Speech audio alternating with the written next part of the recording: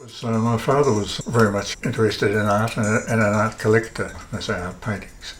But I left school without any particular direction, and I did a printing apprenticeship on leaving school. But at that time, this was the 1960s, so the printing industry letterpress printing was in decline then.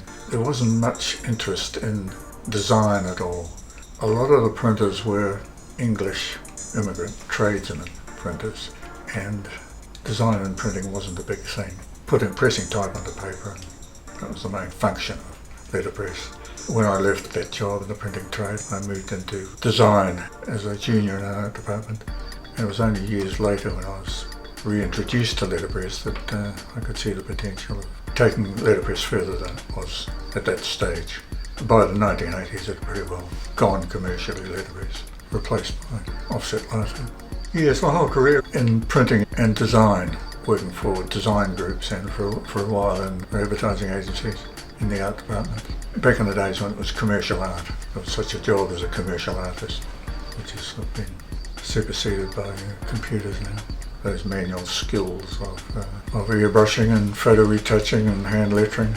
I was still working when computers were the main area of design was with computers. In the latter working stage lately, I was just producing pencil layouts to pass on to computer people to put into finished form. When I retired, I had enough of this equipment I'd collected since probably about the mid-1980s, when all this equipment was being scrapped and type was scrap metal. So I started collecting then. I was working in an advertising agency at the time, and one of the sales reps from a large trade typesetting company came in and said, "We're scrapping all our metal type now, it's all going to go to scrap metal." That was when I started thinking seriously about collecting all letterpress equipment, the presses and the type. When this salesman said they're just scrapping all their type metal, I thought, well, it's interesting. I'll go down to their premises at lunchtime and have a look.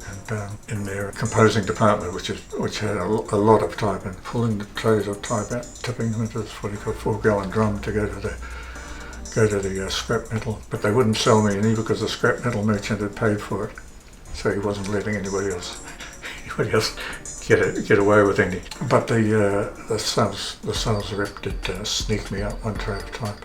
And after that, I was in contact with commercial printers who were getting rid of their type and equipment. But of course, it's now sort of come full circle, and it's as a craft now, it's become desirable to have all this equipment again. Yeah, well, it was an extension really of working in the two-dimensional form, taking it into three-dimensional form. Working with wood was something that appealed to me, so I moved into that area as well. That was a bit before I was retired. I started doing the wooden three-dimensional graphic stuff, mainly collecting recycled timber to construct those pieces. And then I found macrocarpa was a very suitable timber to work with, so most of those pieces are cut in macrocarpa. With the cutting, I got it down to fairly fine art, alphabets that could be quite easily cut on the bandsaw and then finished on a sanding disc, and most people seem to think it would have taken an extraordinary length of time to do, but I could cut those letters quite quickly. And then it all comes into the whole area of typographic design. It's all involved with just an extension of typographic design, the three-dimensional graphics. As far as the three-dimensional pieces, the concept is arrived at on paper, and they're all laid out on paper, drawn up scale to full size on paper. And obviously there's a bit of reworking on it to get the lettering right. Till I'm satisfied with the finished look of it, then the finished lettering is fairly carefully traced, and then retraced again to space the letters out so that the saw blade can go in between letters that are closely fitting, closer than the width of the saw blade. The lettering spaced out, then traced onto the wood, and then cut on the bandsaw. Centres of the letters, like centres of an O, would be drilled out. And some of them need to be cut through with a fairly fine chisel. Working wood I find quite satisfying. That particular piece, the letters are then stained with colour, and other elements added in as well. Painted elements and found objects.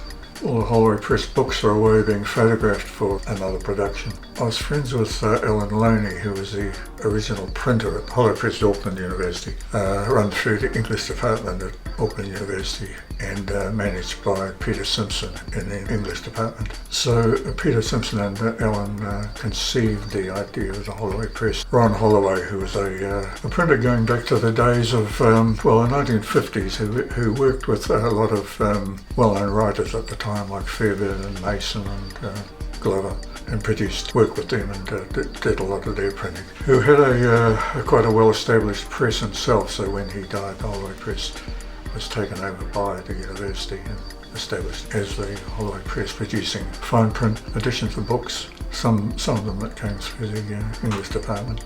Alan then retired and moved to Australia, and I took over his position as a contract printer for the hollow press. So some of those, they would be the last best examples of fine press book work produced in New Zealand, I think. The hollow press was finally closed in the 90s. All that equipment's now been dispersed. So the hollow press is no longer existing. I was quite proud of some of those books that were produced then, that were designed and printed by myself. But latterly we had commercially bound, just to keep get a certain standard in the binding. Well, they're held in most of the major libraries, I think, in New Zealand. Turnbull and Auckland Public Library. A lot of my work that I do here also goes to those libraries, collections in the Turnbull Library and the Auckland Public Library, and to collectors overseas. A lot of institutions now see that it's fairly important to have examples of pre-computer printed material. They look for examples of letterpress printing from around the world. I'm not sure how they first came in contact with my work. And those contacts, one leads to another. Collectors pick up the work as well, book collectors and collectors of letterpress printed material. So there is a niche market in New Zealand and around the world for hand-printed books. Well, there is a book being produced about the Petrie Press's work, which my work over about the last, since about late 1980s. It's being published by Katsura Press, which is a Dunedin publishing company. That'll be out this year, hopefully, end of the year. It's going to be a fairly comprehensive book with a lot of illustrations and photos of the work produced. Because it's a process that you have complete control over, really, from concept through to the finished article. And it's a process that to understand all the parts of the process, and there's never anything that really is beyond my control as far as producing the work. It's really basically a fairly simple process, that it's all stages of the process fairly easily worked through. Any problems that arise can always be worked out and solved. Even though it is basically a fairly simple process of pressing paper onto an inked surface, there are a lot of complexities that come into it as far as achieving a good finished result. There is a revival in letterpress printing now. People see the nostalgia part of it, and younger people are always interested, I think, in something that sort of preceded them. So there are younger people here taking it up. One of the problems is the equipment, of course, and having access to the equipment. But younger people, even people involved in computer design, are reproducing their work via the photopolymer plates. If you do an appropriate design on a computer design that translates into photopolymer plate, they can get some pretty good results. There are people specialising in wedding invitations and cards and producing them on automatic presses. They're doing a pretty good job, and people now like the look of the impression into the paper, which you can't achieve with any other print method. And so letterpress is far from dying out.